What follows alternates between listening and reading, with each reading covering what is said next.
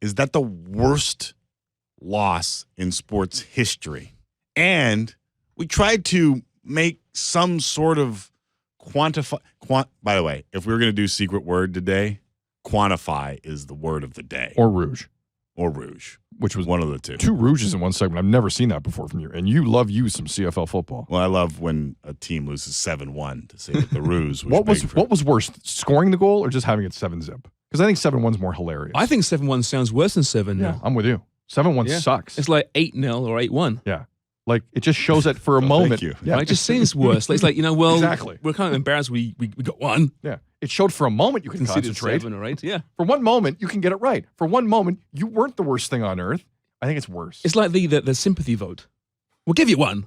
You're that bad. You're that awful. like we're going to give you one. It's like the Sarah Thompson vote in the mayoral race. Yeah. Is that what it is? Yeah, that's what it is. All right. The shirtless jogger gave her 1 vote. We were saying earlier, and there's no real. Like I was saying that I'm the soccer translator. That's been my role here. For those who don't follow all the time, my role has been to give you an idea of what you guys are talking about in some sort of term that they can understand. Doing a fine job, actually. If you guys are going too deep and yet the hardcores are still satisfied. And I was like, 50-point NFL loss at home in an NFC championship or AFC championship game, a 40-point loss in the NBA late round. And I'm like, none of those come even close because you don't get to host the World Cup every year. There's so many intangibles to that scoreline, right? Right. I mean, it's Brazil who doesn't lose at home, ever. Yeah. Right? Just doesn't lose at home. B, it's in a World Cup. C, it's in a World Cup semi-final. D, it's 7-1. I mean, it is without doubt. Well, without doubt. In my opinion, it's the greatest result, most staggering result I've ever seen in sport. I can't disagree with you. What else comes close? People tried on social media. I'm sure they tried. Tried is the word at Tim and Sid. 1, Boston 4. In October.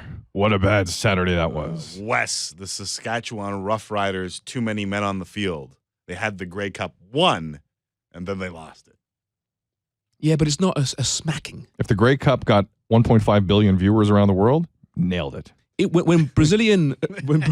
but it doesn't. When Brazilian media and ex-players are saying this was worse than 1950 when Uruguay stunned Brazil at home, they're saying this is worse. When they're saying that speaks volumes to me. Eddie Jones, Australia beat American Samoa 31-0. Thomas Rungan. 2001. Oh, by the way, and that looks like an incredible documentary with Thomas Rungan. Superb. Yeah, I haven't seen it yet. I know it was That's here on my to-do one list. night and I was out of town. What's the name of the flick again?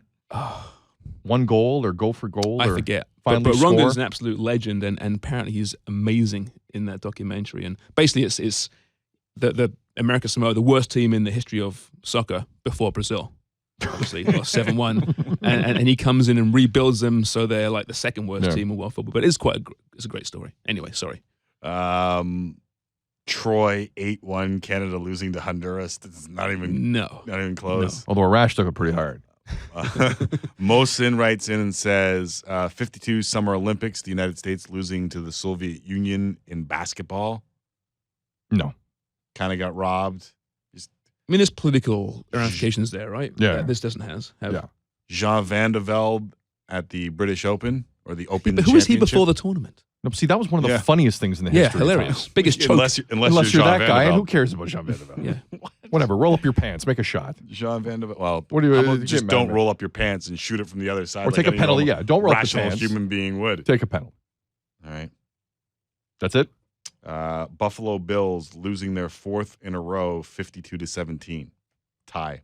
Yeah, that shook people to their core in Western New York. Europe. But we're not dismissing these crazy results, But they're just not. They're not this crazy. They're not this crazy. They're not. I mean, not one person on this earth predicted a 7-1 scoreline. And the way they just capitulated, they quit. This is Brazil, a team that was the favorite entering the World Cup, rightly or wrongly, quit on that nation. But there was a whole. Here's the thing. Every time you saw that group get together for the glory of the Seleção, which is what they call the national team, tears, crazy emotion, like crazy emotion. Like to the point where, like, when you get so emotional, you just have no energy left.